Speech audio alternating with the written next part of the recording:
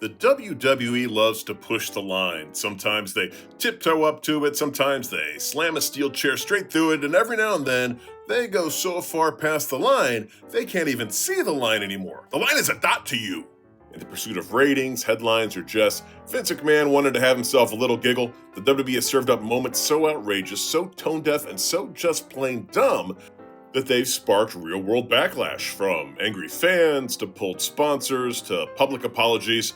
I'm Senior Siete for 7 Wrestling. Let's take a look at 7 times the WWE went too far and regretted it. Now, before we get into that, we appreciate your support, so if you enjoyed this video, please hit the like button, subscribe to the channel, and lock that notification bell. Number 1. Brains? At WrestleMania Backlash, yes, that was the real name of a real show, WWE ran a zombie lumberjack match between Damian Priest and The Miz. Instead of surrounding the ring with other wrestlers, they brought out a horde of undead extras and makeup so dollar store cheap, even USA Up All Night would have swiped left.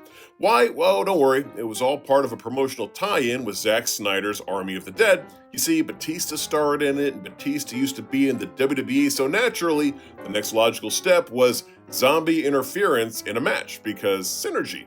Now, this wasn't the first time zombies had been used in WWE. First time it was fall throughout a match on pay-per-view, and this match was less horror movie and more Spirit Halloween clearance bin. The Miz sold it like a champ despite being eaten alive by a bunch of interns from catering wearing gray face paint.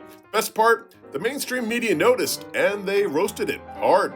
New York Post called it one of the WWE saddest moments ever, which, is saying something. Social media erupted with people genuinely wondering if this was the moment Vince McMahon had finally lost his last functioning brain cell, and who could blame him? At a time when AEW is giving fans 5-star classics like Kenny Omega against Daniel Bryan Danielson, WWE was out there booking Scooby-Doo Presents The Lumberjack of the Living Dead. Even Damian Priest later admitted the whole thing was weird, but hey, he got a win, and The Miz got devoured, which WWE tried to sell as canon for about 5 minutes before pretending none of it ever happened. Classic. Takeaway, if you're ever wondering what happens when sponsorship money has more pull than common sense, just remember that once upon a time, the most powerful wrestling company on earth booked a zombie invasion live on pay-per-view, and everybody hated it. Number 2. Money over Moola. In 2018, as a counterpart to the Andre the Giant Memorial Battle Royal, the WWE introduced the fabulous Moola Memorial Battle Royal, or as it's now known, WWE's fastest rebranding in history. The WWE was patting itself on the back for its women's evolution, finally giving women actual matches longer than a sneeze, letting them wrestle without being called divas. To celebrate this new era of empowerment, they decided to honor a trailblazer in women's wrestling at WrestleMania 34, the fabulous Moola. Problem is, they picked the wrong kind of trailblazer. See, Moola wasn't just a wrestling legend, she was also the subject of decades of behind-the-scenes horror stories. Allegations of financial exploitation? Check. Controlling her trainees' bookings and taking most of their pay? Yep. Stories of abuse and even worse? You got it. But WWE either didn't know or didn't care because they gleefully slapped her name on a shiny new battle royal and put her front and center in the marketing blitz. Enter the internet. Wrestling fans, many of whom had long memories and receipts, revolted. Petitions popped up, hashtags trended, and then came the real kicker. Snickers, the event's title sponsor, saw the backlash and basically said, yeah, that ain't it. WWE, hearing the unmistakable sound of money being yanked off the table, dropped Moola's name faster than you can say controversial legacy. The match still happened, it just quietly became the WrestleMania Women's Battle Royal, a title so generic it could be a creative mode default. So the takeaway, WWE tried to rewrite history for a feel-good moment, but fans and sponsors hit them with a steel chair of reality. Turns out you can't just slap some lipstick on a problematic past and call it evolution. Number 3. Kayfabe in Kuwait. Alright, picture this. It's 1997, the Attitude Era is still brewing, and WWE sends Vader and The Undertaker to the Middle East to promote a tour. Sounds innocent enough, right?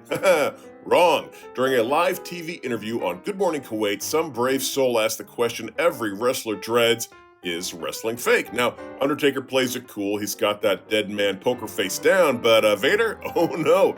Vader seemingly loses his mind, flips a table, grabs the interviewer by the tie and growls, "Does this feel fake to you?" Thing is, Vader claimed that the show's producer had encouraged him to create the altercation, The problem was that producer never told the interviewer about the plan. Yeah, the whole thing went about as well as you'd expect when you do that on live TV in a country that actually enforces laws. Next thing you know, Vader's not selling suplexes, he's selling apologies from a luxury hotel room under house arrest for nearly 2 weeks, all because he took playing the heel to a whole new level, like international incident level. Here's the kicker: whole fiasco got WWE banned from Kuwait for almost a decade. Plus, the TV host sued WWE for $1 million because, surprise, surprise, you can't just assault somebody on live TV and then sell the footage. But, every cloud has a silver lining, right? Vader's absence left a big hole that gave birth to one of the greatest wrestling rivalries ever, Undertaker versus Kane. So thank you, Vader, for accidentally helping create the devil's favorite half-brother. Number 4. Star Mangled Angle. During a WWE live event in Champaign, Illinois, an untelevised house show, mind you, The Miz was booked to get some easy heat, and what better way to rile up a crowd of red-blooded Americans than to have a heel interrupt the national anthem? That's classic bad guy 101, right? You mess with the US, people boo you, move on to the hip tosses. Well, it turns out the crowd wasn't just your average bunch of WWE fans. In attendance were members of the National Guard, one of the WWE's biggest corporate sponsors at the time, and they were not amused. Interrupting the national anthem to get crowd heat in front of troops, that's not just bad optics, that's sponsorship sabotage. Fit Finley, who was the producer in charge of the event, signed off on the segment, but WWE, eager to keep Uncle Sam happy and those sweet National Guard dollars flowing, immediately showed Finley the door. Yeah, the same man who helped train and mentor like half the women's roster, who spent decades working his way up from British rings to WrestleMania, was gone in a flash over one ill-timed heat spot. To his credit, Finley took the blame and responsibility like the pro that he is. In interviews, he later admitted he understood why the company did what they did, but make no mistake, this wasn't about ethics or patriotism, it was about business. Of course, story does have a happy ending. Finley was rehired in 2012 because everyone in the business knew he was too valuable to stay gone forever, but it still stands as one of those weird moments where kayfabe heat collided head-on with real-world consequences, and in the battle of stars and stripes versus smart booking, National Anthem won. Number 5. Flight Risk. Speaking of cheap heat, in 2014 they didn't just cross the line, they put that sucker in a headlock, suplexed it through a flaming table, and blamed America for the mess. On July 20th, 2014, at the Battleground pay-per-view, just days after the downing of the Malaysian Airlines flight MH17, Lana strutted to the ring in her best Cold War cosplay and started cutting a promo that felt like it was written by someone who thinks subtlety is like a type of yoga. In front of a giant Vladimir Putin graphic, yes, literally, she blamed the US for recent current events and praised Mother Russia and its iron-fisted leader. Somewhere backstage, a PR intern's soul must have left their body. The backlash came fast and furious and not in the cool Vin Diesel kind of way. The New York Post and Washington Post both picked up on it, with the latter calling it cringe-worthy and blasting the WWE for essentially trying to ride real-world tragedy for some storyline heat. WWE's response? A classic non-apology apology, claiming they regret the interpretation of the segment and that Lana's comments were not referencing any current events. And in a company that's had Katie Vick, Mae Young's hand baby, and Vince McMahon blowing himself up in a limo, the Lana Putin promo still manages to stand out as a real moment where wrestling's obsession with heat absolutely came back to bite it. Fortunately, this would be the last time during the Rusev storyline where the WWE would be insensitive towards number 6, Flag on the Play. On the September 29th, 2014 episode of Monday Night Raw, live from Brooklyn, the Big Show, giant of a man, former world champ, and noted flag assassin, decided to tear down a giant Russian flag that just happened to be hanging above the ring during a segment with Rusev and Lana. Crowd pops, America chants, everyone goes home happy, right?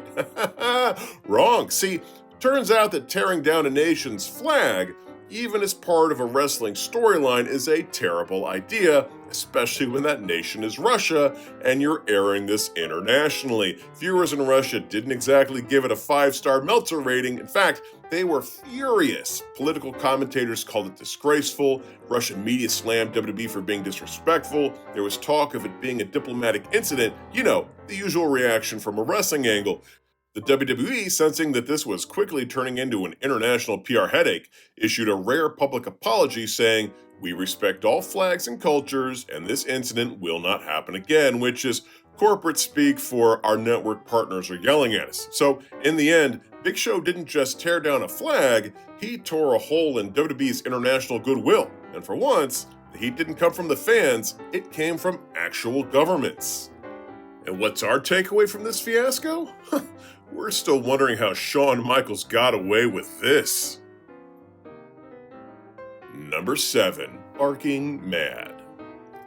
In the pantheon of WWE's what the hell were they thinking moments, the Trish Stratus barks like a dog segment sits proudly at the top of the cringe pyramid. It was 2001 and the Attitude Era was running wild, mostly over any concept of dignity or boundaries. Vince McMahon, playing the role of cartoon supervillain, or maybe just had a bad day, made Trish Stratus, an incredibly talented performer and future Hall of Famer, strip down to her underwear and literally bark on all fours in the middle of the ring. Now, narratively, this was Trish setting up Vince for a fall at WrestleMania. She would get her comeuppance, but the optics were really rough. And this little slice of sleaze came roaring back nearly a decade later when Vince's wife, Linda McMahon, decided she wanted to be a U.S. Senator. Suddenly, that grainy footage of Trish being humiliated on live TV was on the campaign trail like it was running for office too. On national TV, Countdown host Keith Olbermann discussed the footage, saying Linda should be ashamed. And during a GOP debate, former Connecticut Representative Chris Shays angrily denounced the segment as an assault on women, arguing that such content disqualified her from public office. At the end of the day, that clip of Trish Stratus barking like a dog wasn't just a bad look, it became political kryptonite. Linda McMahon poured tens of millions of dollars into her Senate campaign, but no amount of polished TV ads or business-like power blazers could erase the image of her husband commanding a half-naked employee to grovel like a pet. Whether it outright tanked her chances or just chipped away at a suburban voter trust, it certainly didn't help, and Linda ultimately came up short in both her 2010 and 2012 Senate bids. Well, there's our list, and I leave out any other times that WWE went too far and regretted it. If so, please leave them in the comments section below. Also, if you enjoyed this video, please hit the like button, subscribe to the channel, and tornado DDT that notification bell. Until next time, I'm Senor Siete for 7 Wrestling saying bye-bye.